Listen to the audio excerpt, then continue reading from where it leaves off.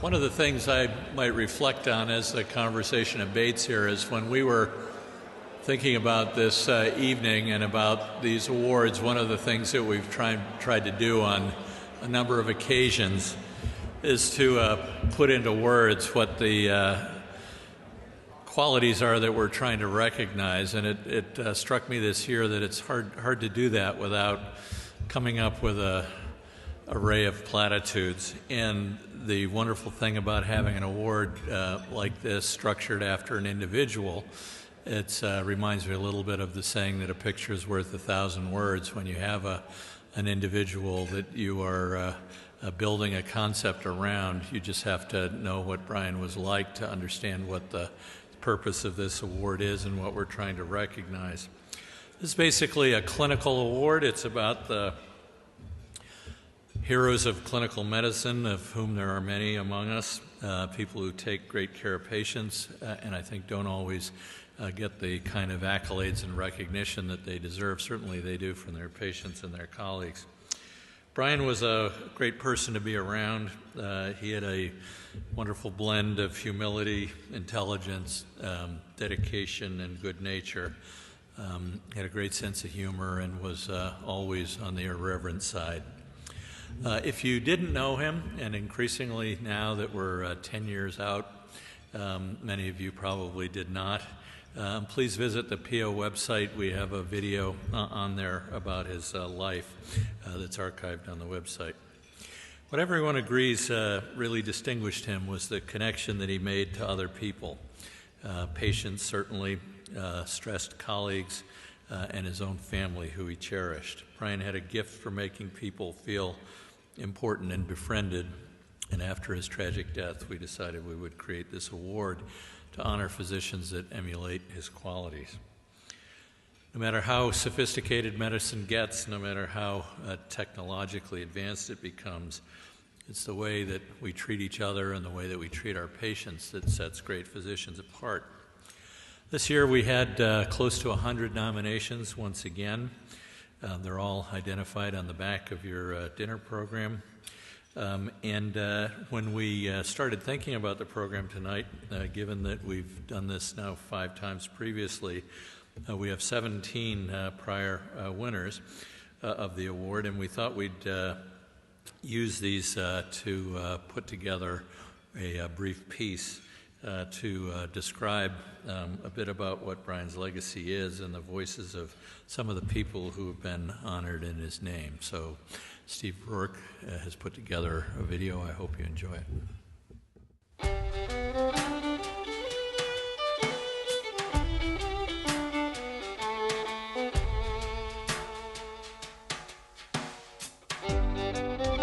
Growing up, I thought I was going to be, an architect, and then I thought I was going to be an actuary, and then I thought I was going to do agronomy. I was a theoretical physicist, always grew up thinking I'd be a theoretical physicist. I wanted to become a physician, I'd say since the age of 9 or 10, based on television. I loved Marcus Welby and Joe Gannon. I wanted to be just like them because they helped people and everyone was happy at the end of their show. When I was 6, my younger brother, who was at that time 2, passed away. And I think that was, at a very young age, an awakening to the gravitas, if you will, of life. I became very mature at that moment. I was a biology major in college, and that really interested me, and I liked the idea of using that skill as part of my vocation. Initially I was a psych major, and then my dad said, well, maybe as a psychiatrist you'll have the ability to help a larger group of people. And for a while I actually thought of going into ICU medicine or ER medicine, because I worked in the Bronx. The ER was a really exciting place, pure adrenaline rush, doors slamming open, people yelling. I tried as hard as I could never to have a job, if I could. I was 29 when I was an intern. I toyed with the idea of going to law school so that I wouldn't have to actually get a job. One of the attendings I worked with in the Bronx at Montefiore, who was one of the pediatric hematologist oncologists, who was a wonderful guy, very formal in many ways with the residents, but when I watched him with the kids he was taking care of, he was this incredibly warm, passionate physician, and he became kind of a role model for me. In surgery, the personalities are different, and you know, some surgeons had a very strong personality, and some were so calm, so even-keeled. And you could see right away that those were the best surgeons. You know, everything, their patients did well, everything was so clean, everything was so nice, and then you sort of start to emulate. And so you look up to them, and then you say, well, I want to be like this guy. There were seminal people who caused me to think about medicine as I was thinking of leaving theoretical physics. The first is still a dear friend, John Krigler, and his love of medicine, his scientific integrity, and his enormous affection for the children he took care of made me really think seriously. That almost alone made me think seriously about this being a change of direction that I would like.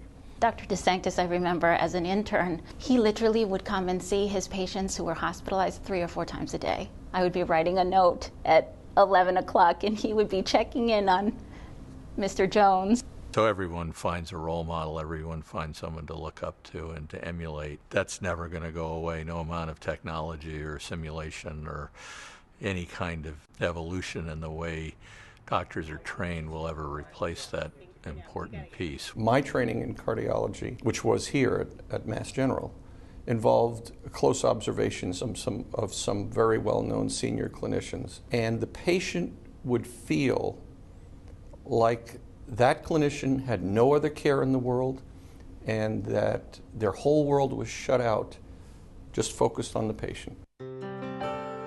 I think there's something in medicine that's similar to other relationships that you have. You can't rush to get to the good stuff. It takes time, it takes diligence, it is a process, and I think the story of the patient unfolds over time. One of the most important things a physician can do is to listen.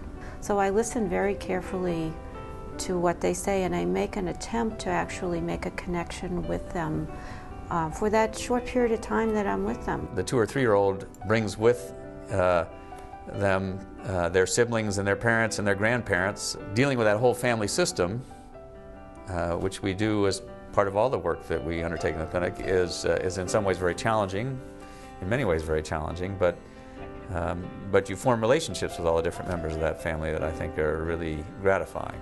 Everybody comes with a different set of expectations and needs. All individuals, they may all have the same disease, but there's always something different about each one. You know, it's not a case, it's not an operation. It's not, you know, I'm thinking, well, this is a tumor and these are the connections to the blood vessels and this is what I have to do. No, it's a patient, and you can never forget that. What being a physician allows you to do, to an extent that almost nobody else gets allowed to do, is to really see people when they're in dire need and major distress, where the barriers come down and they're not as defended as they might otherwise be. I don't need to be reminded that every time I read a CT scan on a cancer patient, that there is a patient waiting with bated breath for the results of that scan. The proposal had been made that there be an award for some parameters of clinical excellence in the hospital. And then Brian was murdered, and the proposal came up again with the understanding that it would be named in honor of Brian. It's his legacy, and this is a great legacy for Brian McGovern, to have this award and to have everyone look around them and see who is a Brian McGovern-like physician. Brian really cared about everybody, and it sounds like a platitude, but in his case it was really true. He loved his patients, he loved his family, loved his colleagues, and they all loved him. And everybody felt that. He really cared about people. The sense you get from his patients is that although lots of physicians would like to think they're irreplaceable, that he was irreplaceable. He didn't always just concentrate his efforts on what their electrophysiologic problem was, but really in the context of how their cardiac problem fit into their whole life and even their family. with a tremendous amount of understanding. I kept asking questions, and he just kept taking the time very slowly and very patiently to answer the question. I knew the first time I met him I was dealing with somebody a little different, very special. The fellows loved him because he could teach them different ways, and it was never negatively taught. You have to educate not only the patients, but more importantly, the referring physicians. And he did that admirably. He saw an incredible number of patients, more than any of us could ever imagine seeing. And he did it with amazing skill and humanity and optimism and humor. Every kid learns a lot from their parents and watching them and how that molds who they are as a person. One thing I definitely learned was, an avid interest in everything and in the world around me and in what people have to say. And one thing that was, particularly great about him was that he was so fun to converse with. I want to go into medicine too, so I think I, learned, an interest in science and an interest in people and in helping people to feel better. I think Brian thought of himself as a pretty simple guy. Extraordinarily funny, extraordinarily kind, extraordinarily bright. Brian McGovern had the sixth sense, had that instinct, had the knowledge of how to make the right call for the patient. Taking care of patients in a objectively correct way is the basis of good medicine. There's an evidence base, there's a science base, there is a right thing to do. But besides the right call and the right knowledge, the other feature is his ability to have a connection to the patient. Because people are so frightened, because they have so little knowledge of what lies ahead of them, a good connection with a patient at a personal level makes a world of difference, and that's what the award is about in part, and that's a huge part of what makes a good doctor from the patient's standpoint. It's not only the relationship of the physician to his or her patient, it's the relationship of the physician to his or her colleagues. Someone like Brian, you would know that if you had a problem in which you needed his assistance, he wouldn't mind at all if you called him, whether or not he was officially the person to be called at that moment or not.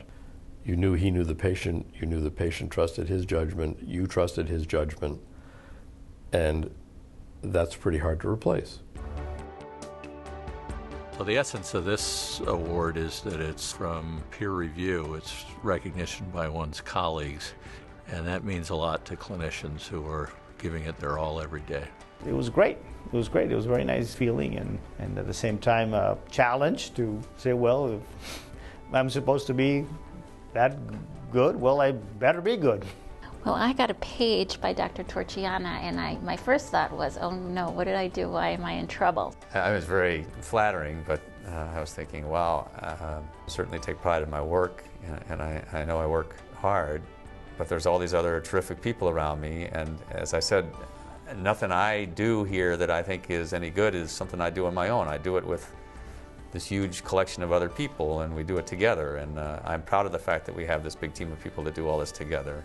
It's gratifying to know that my peers recognized in me something so wonderful. I certainly recognize it in them. And I just hope that I continue to carry the ideals of Brian McGovern and his excellence and how he took care of patients. A good rapport with the patient starts with the ability to listen. You'll be amazed if you are a good listener and give the patient time and space to tell you their story, that over time the story will come out.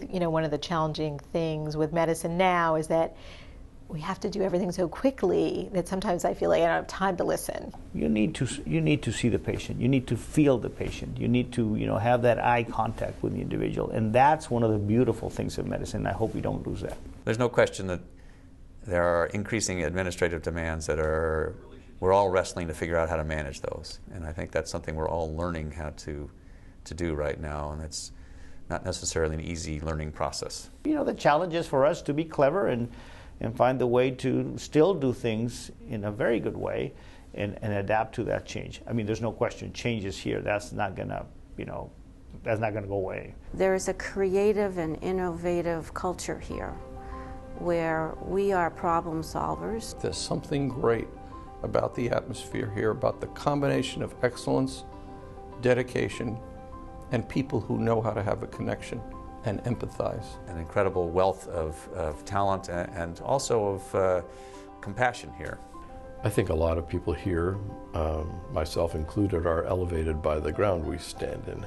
This is really, really a special place. I think it's clear that all of us who work here feel proud to work here. Brian was a vivid image, so he was a good person to model this after. We hope this award in his name and the recognition of what he personified defines in some way for the physicians of MGH what our role model is for clinicians. The people who I think of when I think of people who I'd like to see get this award are people who have a sustained, ongoing, unbroken commitment to their patients. Commitment that the buck stops with them, that they are not, for that patient, a cog in a machine. They're the person to whom that patient can come in time of need and can rely on being there.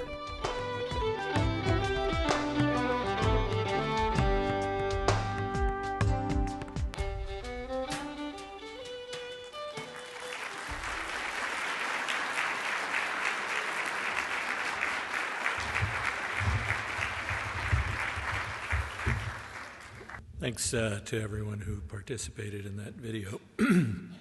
Katrina, Brian's daughter, was shot for that video in 2007.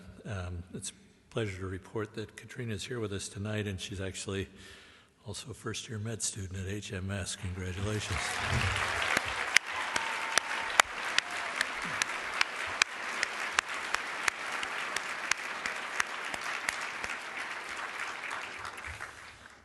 So this is always a little risky since I haven't spotted everyone who's in the room, but I believe 7 of our prior awardees are here tonight, so I'm going to call out your names and ask you just all stand together, if you would, to be recognized. Nestle Bazkaz. All right, I think we already blew it on the first one. Hassan Bazari.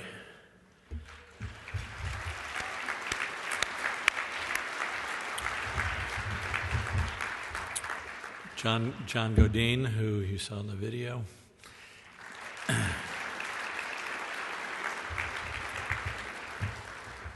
Joanne Shepard, Dan Duty, David Ebbs, Dan, and Laura Riley.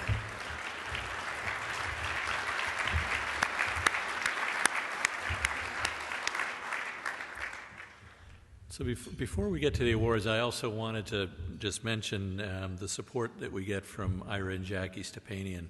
They're not here tonight, but Ira's a longstanding trustee of the hospital, now an honorary trustee. And they have actually attended all of the prior dinners, and this is the first one that they've missed. They have the good sense to have stayed down in Florida rather than come back up. They've established an endowment for this award. After coming to the dinner a couple of times, Ira stepped up and made a donation to the hospital, which we used to fund some actual stipend for each of the awardee winners. And we also have used that to fund the videos and to fund the trustees medal, which we give from time to time. So in absentia, I'd like to give a hand for Ira and Jackie.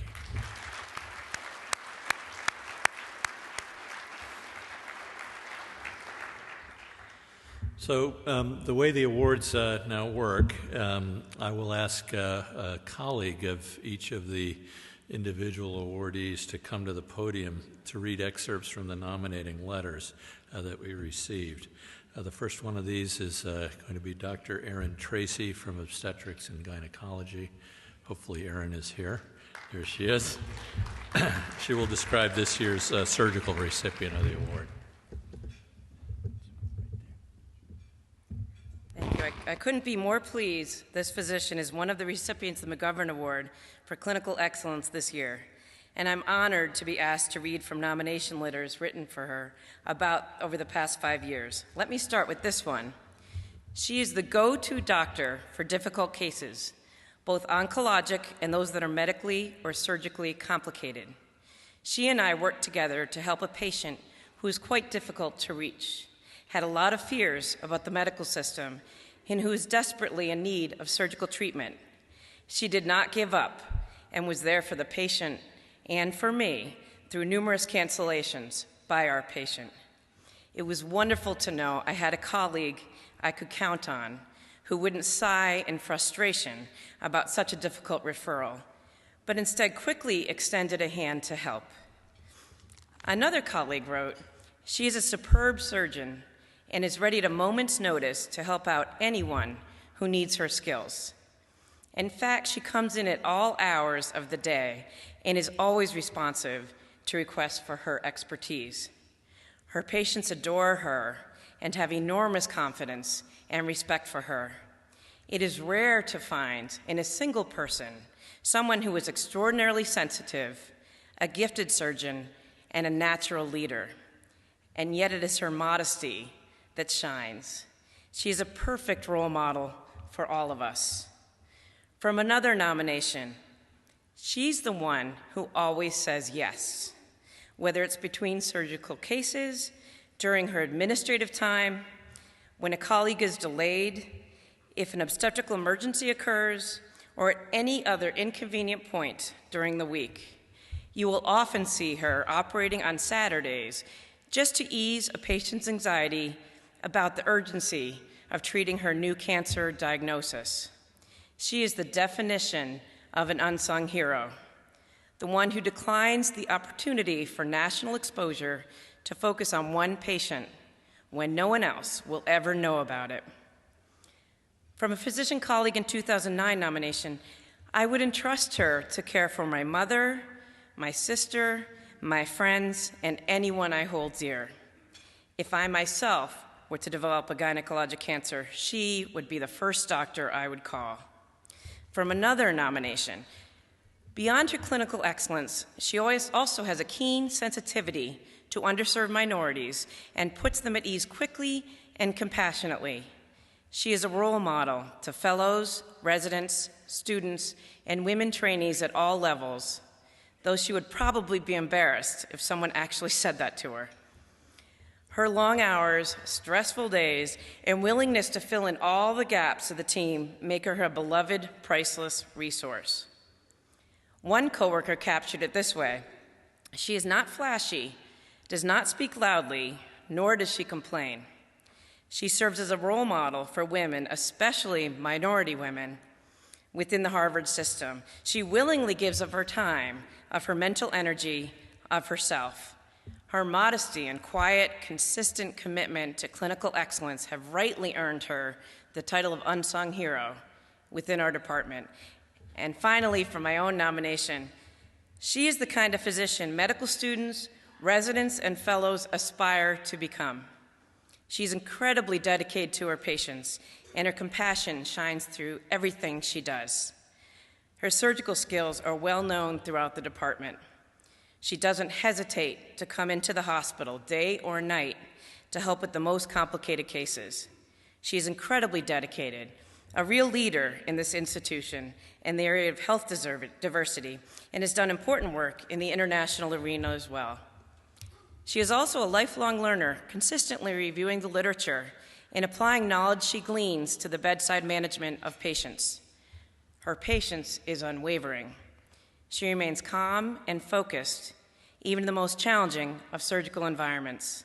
Patients adore her and appreciate her obvious dedication to them. I nominated this worthy physician for this prestigious award, and am delighted to announce that Dr. Marcela Del Carmen is a 2013 recipient of the McGovern Award for Clinical Excellence.